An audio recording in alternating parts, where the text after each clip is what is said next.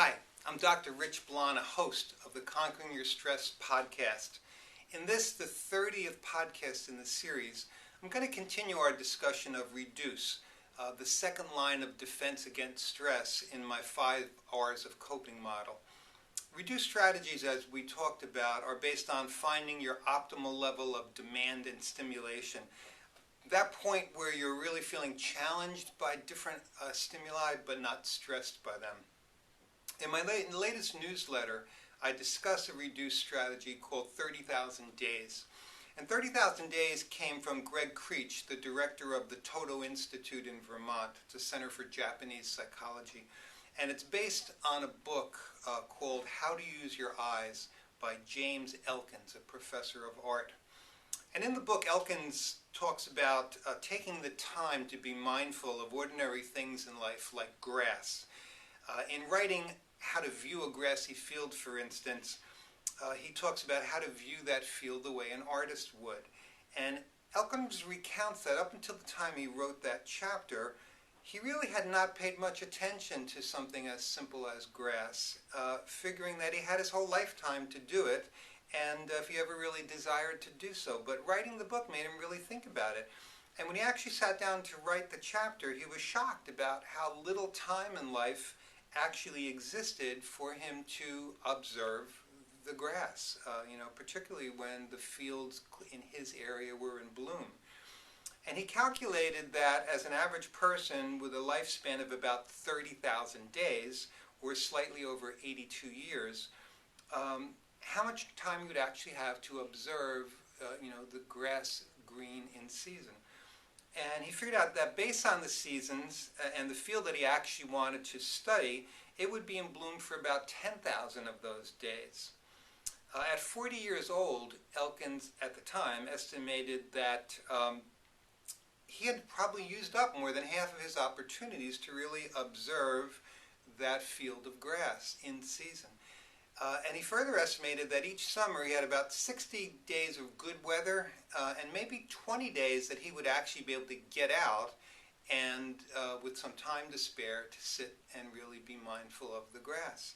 So that really narrowed it down to about 600 chances to see the grass of his remaining time on the planet. And this made him realize how easy it would be for those 600 days to slip away, unless he really was mindful of using those days in a purposeful way, as an artist would to really study a subject. Now, when you realize, like Elkins did, that our lives are finite and how quickly time passes, it really makes you stop and question, how do you want to spend your 30,000 days? More precisely, how do you want to spend the remaining time from those 30,000 days? Now, when you get to be someone like myself, age 60, 61 actually, and you start subtracting your age from those 30,000, you realize how limited your opportunities are. So, how do you want to spend your time? Do you want to waste it on things you really don't want to do? Do you want to let it slip by because you have no purpose in life right now? Do you want to spend it in relationships that are not meaningful with people who are boring and drag you down? Or do you want to spend it in fulfilling activities with people who really enrich your life? Now, the following activity is designed to really help you put your 30,000 days and the remaining time you have on the planet into clearer focus and how to really decide on how you want to spend it. So, real simple instructions. First thing you do is calculate the exact number of days you've lived so far. And you do that by counting up the number of full years, and then you multiply those by 365. Then you add up all the months and the days up until today that you've lived this year. So you add the two together, and that gives you the total number of years you've lived. Then you subtract that from 30,000, and this is the number of days you have left. When you have that number, you make 3 lists. The first list is things I want to start doing now. The second list is things I want to continue doing. And then the third list is things I want to stop doing.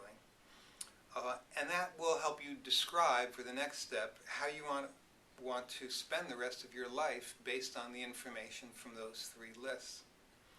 So the parting question I'll leave you with is, what's keeping you from doing this? What's keeping you from really developing a life based on a purpose that has meaning for you? Well, I hope you enjoyed this activity, and I look forward to working with you again next month.